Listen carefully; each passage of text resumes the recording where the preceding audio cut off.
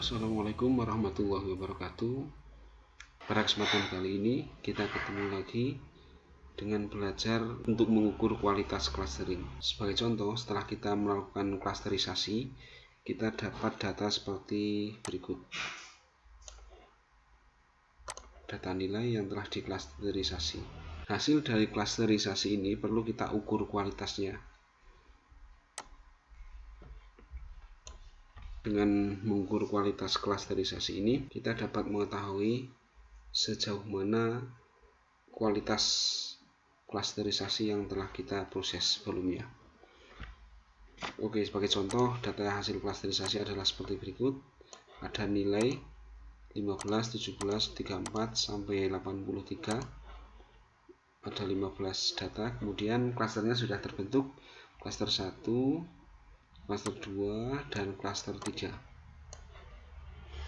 Kemudian kita akan mencari nilai sentroid reratanya. Kita copy dulu, kita jadikan tabular seperti ini.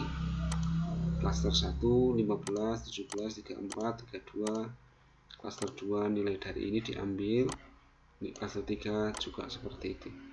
Kemudian kita akan menghitung sentroid reratanya dengan rumus rata-rata dari total data. Begitu juga klaster yang kedua, rata-rata dari total data. Kemudian yang ketiga juga rata-rata dari total data. Selanjutnya kita akan menghitung jarak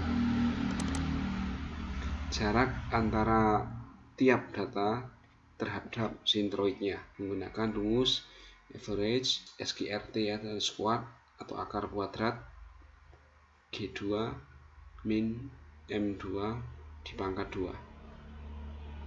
Ini menggunakan persamaan Euclidean distance seperti itu. Kemudian bawahnya juga sama, yaitu rata-rata. Kemudian jarak reratanya dari yang klaster ketiga juga sudah ditemukan seperti itu.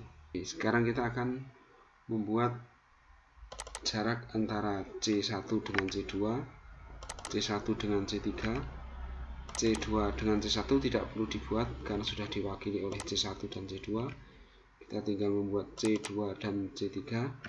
C3 C1 nggak perlu dibuat karena sudah diwakili ini. C3 dan C2 juga sudah nggak perlu dibuat karena sudah diwakili ini. Menghitung jarak antara sentroid yang pertama dengan sentroid yang kedua 41,9. Ini juga jarak antara sentroid pertama dengan sentroid yang ketiga. Yang ini juga sentroid yang kedua dengan sentroid yang ketiga.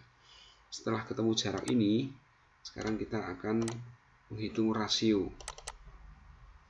di mana rasio adalah rata-rata jarak C1 atau jarak klaster yang pertama ditambah rata-rata jarak klaster yang kedua dibagi jarak antar klaster, yaitu jarak klaster 1 dan klaster 2.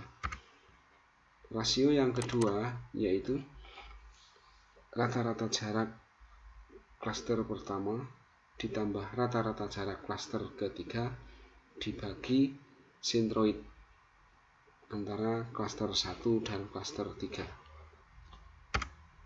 Begitu juga yang rasio yang ketiga, yaitu rata-rata jarak klaster kedua ditambah rata-rata jarak klaster ketiga dibagi rata-rata sentroid. Setelah rasio ditemukan, kita akan menghitung max, yaitu max akan membandingkan antara rasio C1 C2 dengan rasio C1 C3.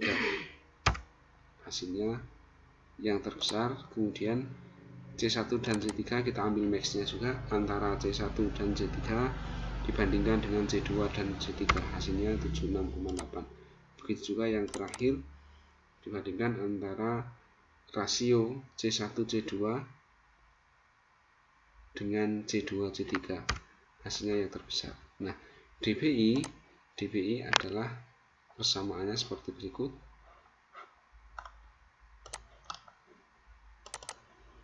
Dimana 1/3 ini adalah jumlah klaster dikali jumlah dari max, jumlah penjumlahan dari max, hasilnya 0,6618. Artinya apa? Artinya DBI di bawah 0,5 klaster sangat baik, DBI di antara 0,5 dan 1 klaster cukup baik, berarti kita kategorinya cukup baik. DBI di atas 1 clustering kurang baik, perlu perbaikan. Semakin mendekati 0 semakin baik kualitas clustering, tetapi jika lebih dari 1 menunjukkan bahwa cluster memiliki banyak tumpang tindih atau tidak terpisah dengan baik. Artinya DBI kita ini berarti clustering cukup baik. Walaupun demikian tetap masih ada potensi perbaikan. Kalau dibuat grafik nampak jelas ya, titik-titik hitam ini adalah sentroid rata-rata, adalah ini 24,5, 66,4, 89,2. Nah, kemudian plotting data masing-masing merah, biru, dan hijau ini mendekati ke klasternya masing-masing. Biru mendekati ke klaster ini, hijau mendekati ke klaster ini, dan merah mendekati ke klaster ini. Demikian bagaimana kita akan mengukur kualitas clustering menggunakan Davis Bouldin Index.